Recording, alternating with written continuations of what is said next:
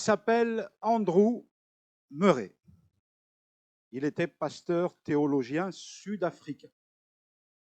Né en 1828 dans un presbytère réformé hollandais en Afrique du Sud. Un vrai Sud-Africain. Il a écrit plus de 240 ouvrages traduits dans plusieurs langues. Il a étudié la théologie à l'université d'Aberdeen en Écosse et puis à l'université d'Utrecht aux Pays-Bas. Il a été pasteur à La Haye, aux Pays-Bas, puis pasteur en Afrique du Sud dans plusieurs villes. Bloemfontein, Worcester, Cape Town, Wellington, œuvrant pour l'Église néerlandaise réformée. Il a aussi été président de différentes organisations protestantes dans une école missionnaire en vue de l'évangélisation de l'Afrique, à commencer par l'Afrique du Sud.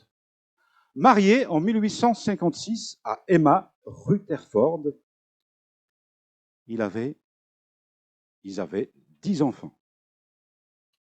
10 enfants. Son amour pour Dieu, sa vie de consécration et de mission a beaucoup influencé son entourage. Parmi ceux qu'il a le plus influencé, bien sûr, il y a ses enfants. 6 garçons et 4 filles qui ont survécu.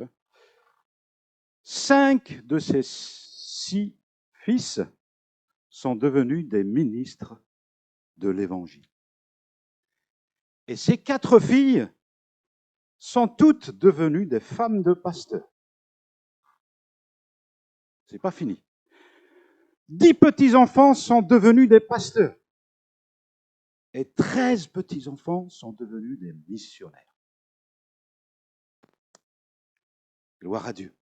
En 1862, il prend position contre le mouvement libéral protestant. En 1879, suite à une maladie, il perd sa voix et ne peut plus prêcher pendant 2 ans. Mais en 1881, il séjourne à Londres. Il est guéri d'une manière miraculeuse. Il meurt en 1917. Je cite ces quelques mots à propos du réveil.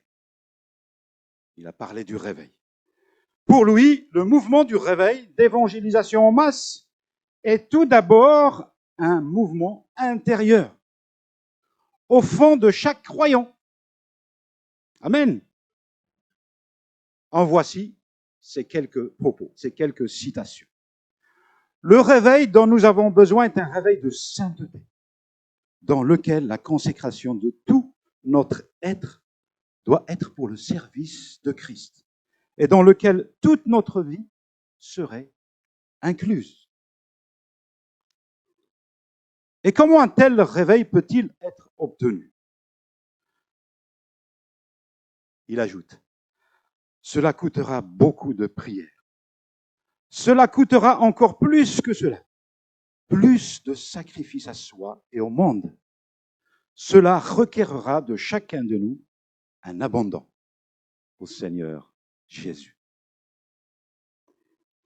Enfin, il ajoute ceci, nous devons apprendre à rechercher, à vivre une vie à la ressemblance de Christ, ayant les mêmes pensées que celles qu'il avait, les chérissant, même comme le but suprême de notre vie quotidienne. Amen. Quand nos cœurs s'attachent à Christ et à sa mission qu'il a inaugurée lors de sa venue sur terre, mes bien-aimés, nous nous levons pour témoigner de son amour. Nous nous levons pour partager l'évangile. Nous nous levons pour continuer la mission qu'il nous a laissée, celle qu'il a laissée à ses disciples et à son Église, à évangéliser dans la ville, dans la cité où Dieu nous a placés. plus on aime Christ, plus on parle de lui. Amen. Nous allons méditer ce matin un passage de l'Évangile où Jésus parle de l'influence de ses enfants sur le reste du monde pour le bien de l'humanité. Le peuple de Dieu ne doit pas refléter le monde, mais plutôt l'influencer, comme cet homme de Dieu qui a influencé non seulement sa famille, mais tout son entourage, même les tribus d'Afrique du Sud. Il y a eu beaucoup de personnes qui sont venues au Seigneur. Regardons donc ce matin dans l'Évangile de Matthieu, au chapitre 5, le verset 13. Matthieu, chapitre 5, verset 13. C'est vous qui êtes le sel de la terre. Mais si le sel devient fade, avec quoi le salera-t-on? Il n'est plus bon qu'à être jeté dehors et foulé aux pieds par les gens. Amen. C'est la parole de Dieu. Jésus aime expliquer ses enseignements par des paraboles, par des images. Ici, donc, Jésus prend une image, celle du sel, pour décrire le rôle de ses disciples, l'influence de ses disciples dans le monde. Vous êtes le sel de la terre, annonce-t-il à ses disciples. À quel moment Jésus donc prononce ces paroles? Jésus est en train d'enseigner la foule sur une montagne quelque part en Galilée. Une grande foule se rassemble autour de lui, cette grande foule venant de la Judée, du territoire de Tyr et Sidon, plus haut, de la Décapole et au-delà du Jourdain, à l'est du Jourdain, et bien sûr de la Galilée. Jésus donc, voyant cette foule, commence à enseigner. Il s'adresse tout d'abord, bien sûr, à ses disciples, mais en même temps à ceux et celles qui veulent l'entendre et le suivre. Mais il commence tout d'abord par les béatitudes. Écoutons le Seigneur proclamant ces belles paroles. Heureux les pauvres en esprit, car le royaume des cieux est à eux. Heureux ceux qui pleurent, car ils seront consolés. Heureux ceux qui sont doux, car ils hériteront la terre. Heureux ceux qui ont soif et faim de justice, car ils seront rassasiés. Heureux ceux qui sont compatissants, car ils obtiendront compassion. Heureux ceux qui ont le cœur pur, car ils verront Dieu. Heureux les artisans de paix, car ils seront appelés fils de Dieu. Heureux ceux qui sont persécutés à cause de la justice, car le royaume des cieux est à eux. Amen. Sur cette montagne de Galilée, ses disciples se sont approchés de lui, et Jésus donc s'adresse à eux. Et tout de suite après, il ajoute, vous êtes le sel de la terre. Et au verset 14, que nous n'avons pas lu, il dit encore, vous êtes la lumière du monde. Mes bien-aimés, la suite des événements prouve que les disciples de Christ ont effectivement révolutionné le monde. Quel impact énorme ils ont eu après la résurrection de leur maître. Impact auprès de leurs compatriotes, mais aussi auprès des nations, auprès du monde entier.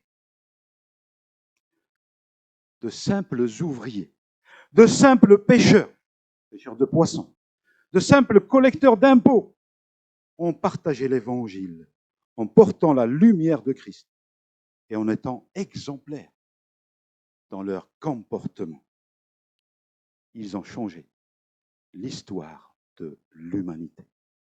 Et jusqu'à aujourd'hui, nous avons les écrits de ses disciples dans la Bible, dans la parole de Dieu.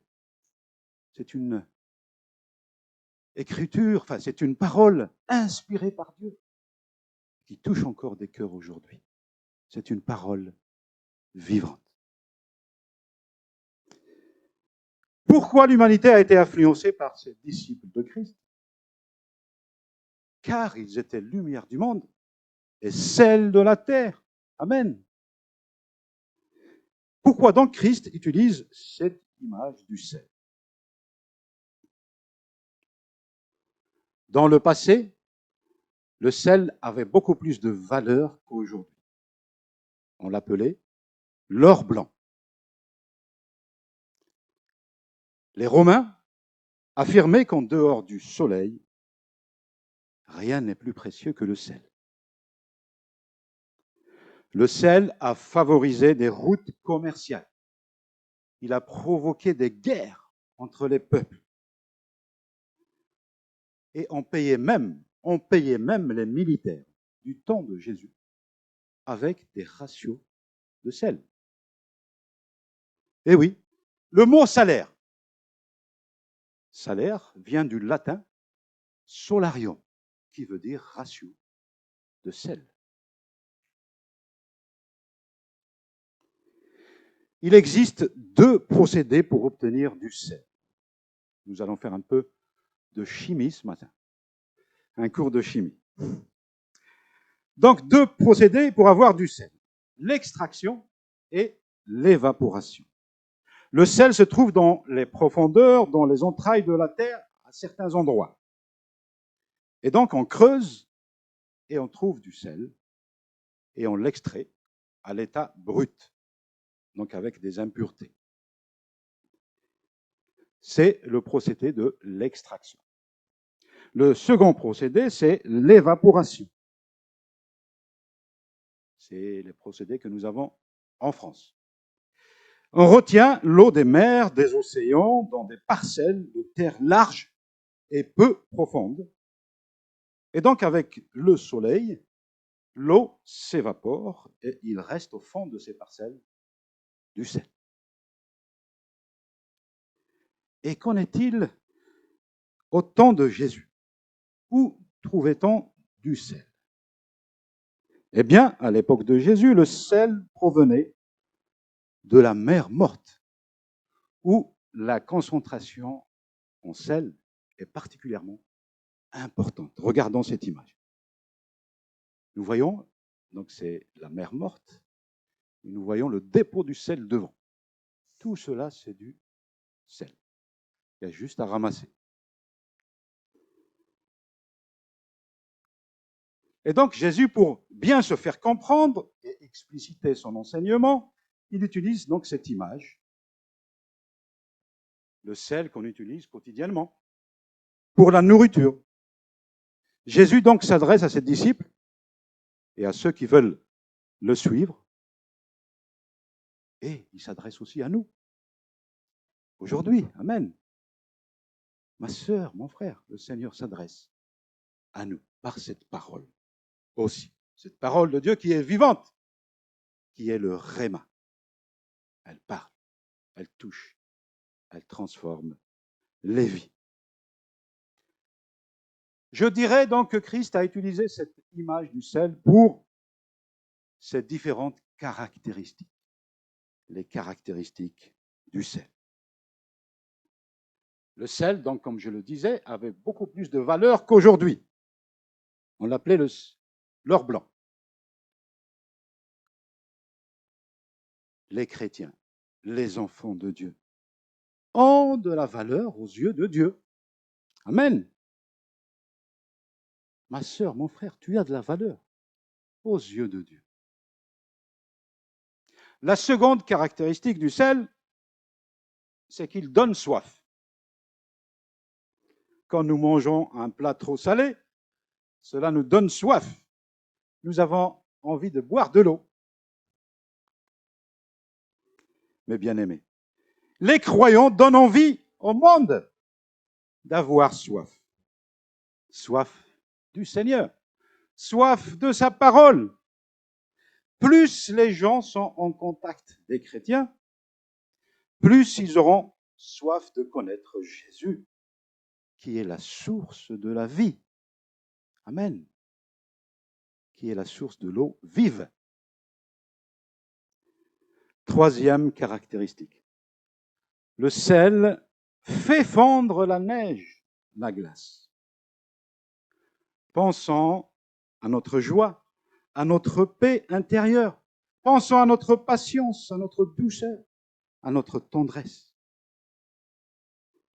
Cet amour que nous avons fait fondre les cœurs rebelles, les cœurs pécheurs, les cœurs fermés. Christ fait fondre ces cœurs. Regardons maintenant une autre caractéristique. Je vais lire ce passage dans 2 Rois, au chapitre 2, pour dire que le sel est un agent de purification. Un agent de purification. Je m'explique. Donc, lisons ce passage. Les habitants de la ville, c'est Jéricho, vinrent dire à Élisée, donc qui a le prophète de l'Éternel, qui a remplacé Élie. Il a vu Élie monter au ciel. Le prophète Élie n'est pas mort. Il est monté au ciel, vivant. Et Élisée, quelque part, a remplacé Élie dans la mission prophétique.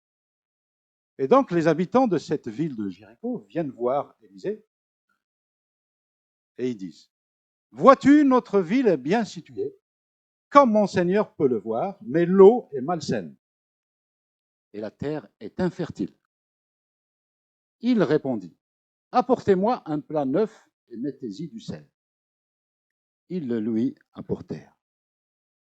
Il se rendit à la source des eaux, y jeta du sel et dit, « Voici ce que déclare l'Éternel. J'ai rendu cette eau saine. Elle ne causera plus la mort, elle ne rendra plus la terre infertile. » Le sel a assaini la source d'eau de cette ville de Jéricho. Et la terre devint fertile, et la mort n'est plus semée.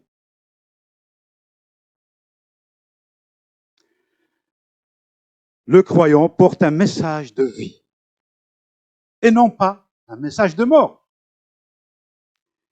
Le croyant partage la lumière de Christ. Christ qui offre le salut et ramène de la mort à la vie ceux qui l'acceptent dans leur cœur. Amen. Le sel est un agent de purification. Amen. Une autre caractéristique du sel, le sel est aussi un agent de conservation. Avant que l'homme invente le congélateur, le réfrigérateur, on conservait les viandes, les poissons avec du sel. On imprégnait bien ces viandes, ces poissons avec du sel, et alors ces vivres se conservent assez longtemps. Même aujourd'hui, dans certaines régions du monde, certaines populations ont gardé ces coutumes.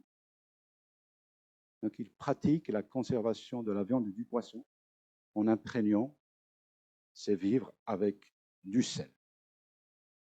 Donc, que signifie donc cette caractéristique? Le sel, agent de conservation.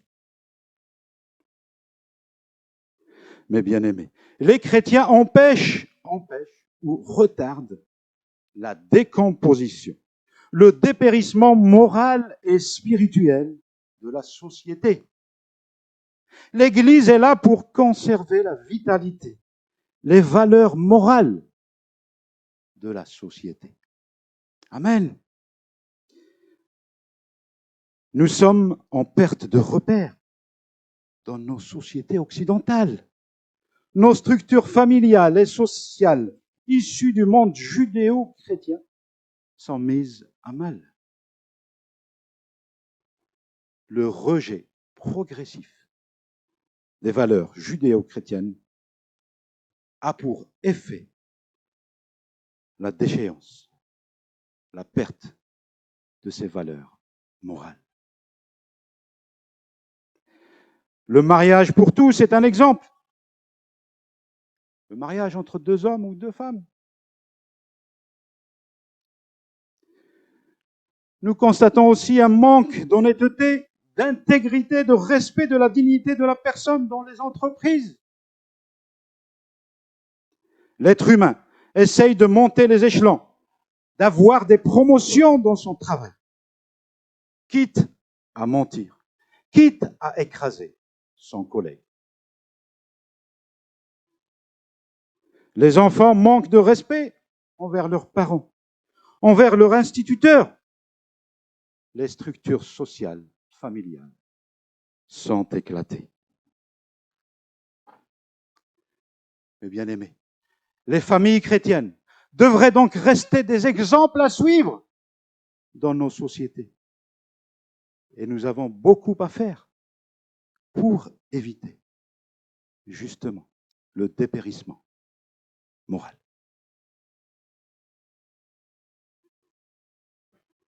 Le mariage entre un homme et une femme, et une seule femme. L'esprit de service, l'entraide, la solidarité, l'attitude de compassion envers ceux qui souffrent, l'attitude d'humilité, de pardon. Voilà les valeurs chrétiennes à promouvoir. En voici encore d'autres. Le respect des autorités, des lois en vigueur, le respect de la création,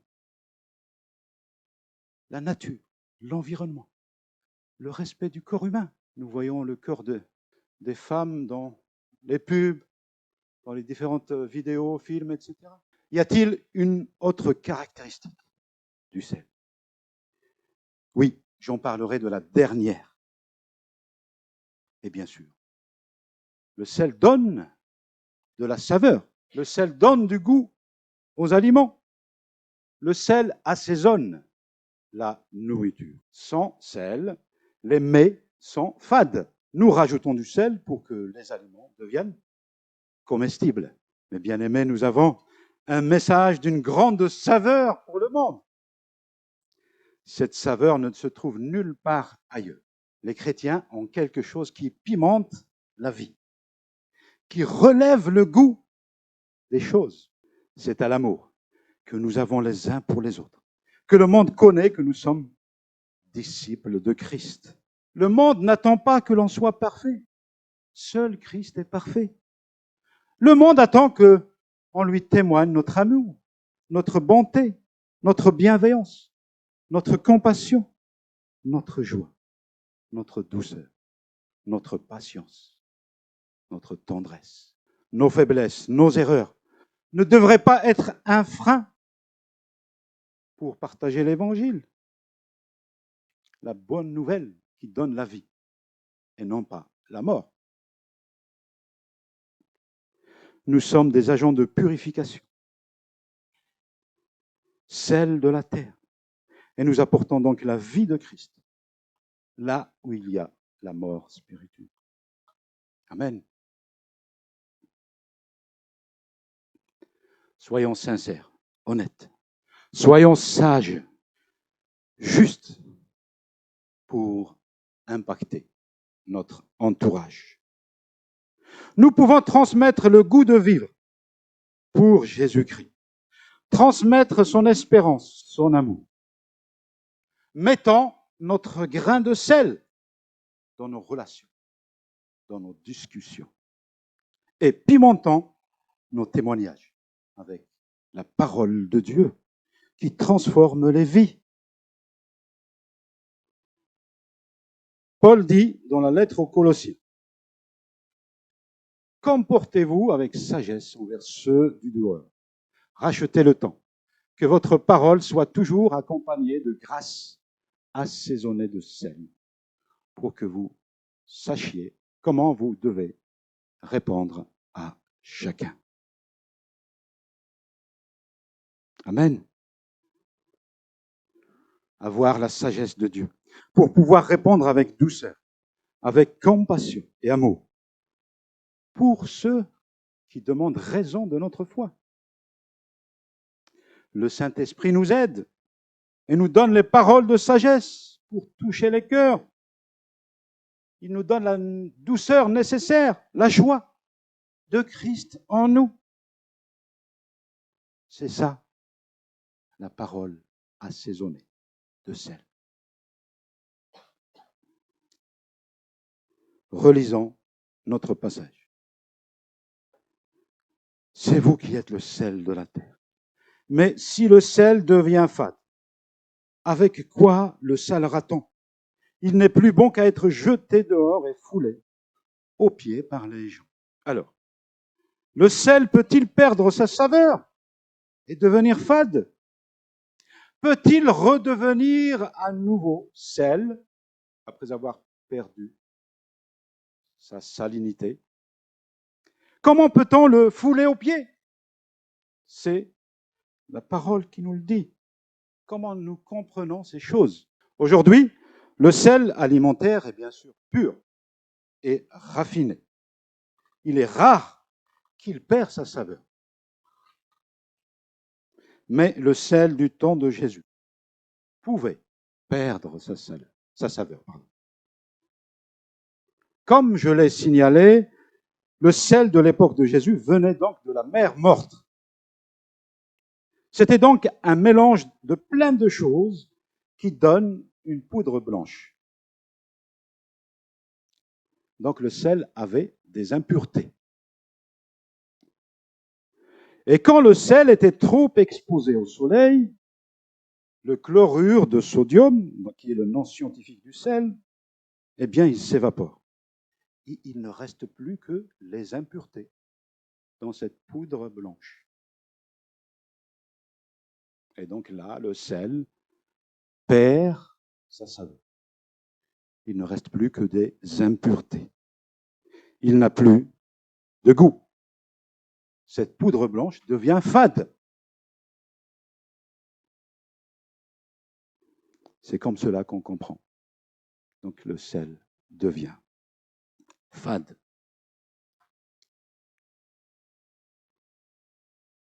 Et donc, à l'époque de Jésus, puisque le sel devient fade, les Juifs jetaient cette poudre sur les chemins, sur les sentiers, où elle se solidifie et devient dure et où les gens marchent dessus.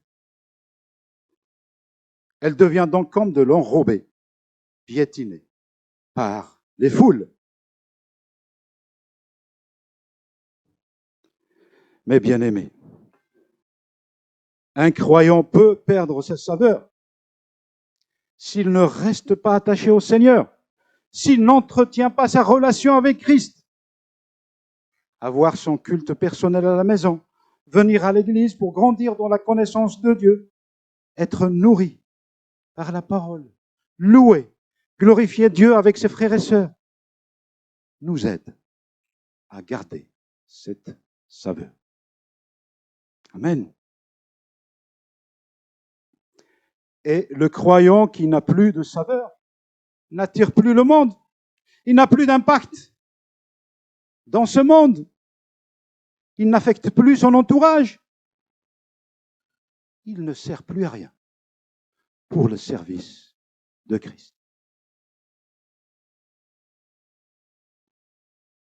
Mais s'il se repent sincèrement, s'il revient du fond de son cœur à Christ, eh bien Dieu lui pardonne. Alors il redevient à nouveau du sel. Il redevient avec de la saveur, avec du goût, pour influencer le monde. Il peut donc à nouveau influencer le monde. Amen. Ma sœur, mon frère, nous sommes appelés à être sel de la terre. Nous sommes appelés à donner du goût, de la saveur de Christ au monde qui nous entoure. Le Seigneur a laissé à son Église cette mission de faire de toutes les nations des disciples. Allons, partageons la bonne nouvelle en toute occasion, favorable ou non, allant témoigner de ce que Christ a fait dans nos vies. Nous sommes des lettres vivantes par nos comportements de tous les jours. Et le monde verra que nous sommes chrétiens. Et le monde verra que nous avons cet amour entre frères et sœurs. Hier, nous étions au marché de Cambrai. Guillaume et donc Christophe étaient là. Puis il y avait aussi Daniel qui est passé, Daniel Mabiek. Et Martine aussi, et j'en oublie peut-être. Et on a partagé. Qui? Et Marie-Noël, oui, pardon. Et Marie-Noël est passée aussi. Et donc, on a partagé pas mal d'évangiles. Et aussi des Bibles pour les enfants. Merci Seigneur.